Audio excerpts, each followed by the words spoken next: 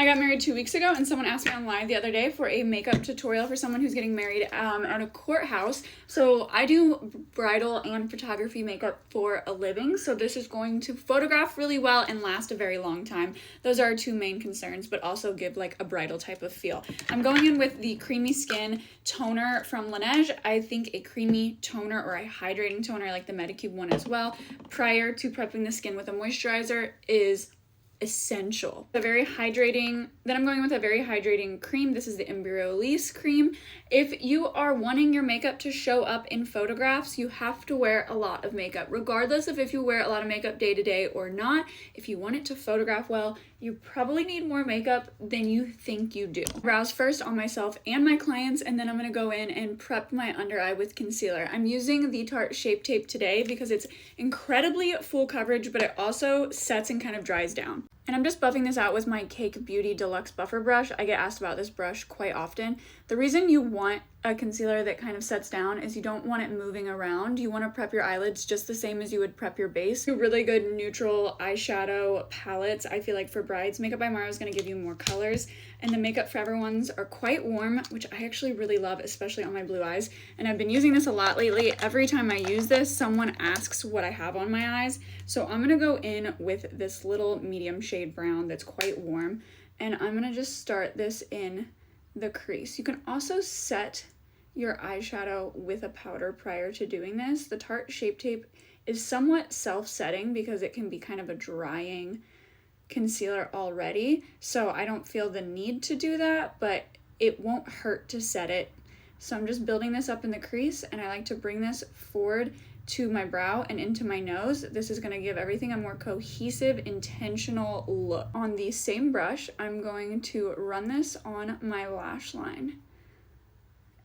Isn't no matte like cream shade or skin tone shade, which is why I think this would be like your better option. I'm going to go into the lightest color here and go ahead and highlight that brow bone, but this is also going to kind of create a mixing medium for that crease color. A little bit of a smaller brush and take a deeper brown and keep that a little bit closer to the lash line, just on the outer 2/3 of the eye. This technique is going to really elongate the eye and put an emphasis on that shape and kind of give us that cat eye effect. For the Made by Mitchell brushes, going in with an even smaller brush and taking this darkest brown, almost black, keeping this right against the lash line, directly against the lash line. And I'm not really pulling that out any further than the last shade we did, but I am making sure to really blend and marry those colors together. I kind of want to connect the wing to the crease just a little bit more. So I'm just taking a shade and doing that and adding just a little bit more definition here. And your detailed brush and an actual black shade and just stamping this directly on the lash line. That is going to help, one, hide our lashes, but two, give a lot of contrast and dimension, and it make everything look more seamless and more intentional. When I think bridal, I think just a touch of glitter, not a lot of glitter, but just a kiss on the lid. And just tap in very lightly and get like a shimmer overlay. I wore Urban Decay Space Cowboy on my wedding day, and I actually have that here. It's like the perfect neutral glitter overlay, so I'll show you. It just adds just a touch of sparkle, nothing too much. I'm just gonna go in with a black mascara that I love, that I know doesn't flake, smear, or run on me. You can use waterproof and probably should on your wedding day. Personally, when it comes to bridal, I don't like to clean it up with a little makeup cloth. I don't want to make it nice and sharp. I want everything to be blended and really seamless. So I might clean up underneath the eyes and then rehydrate, but I'm not going to make it nice and sharp. For lashes, I like something a little more subtle. I love these heat activated lashes by Lily Lash. This is in the style Starcatcher.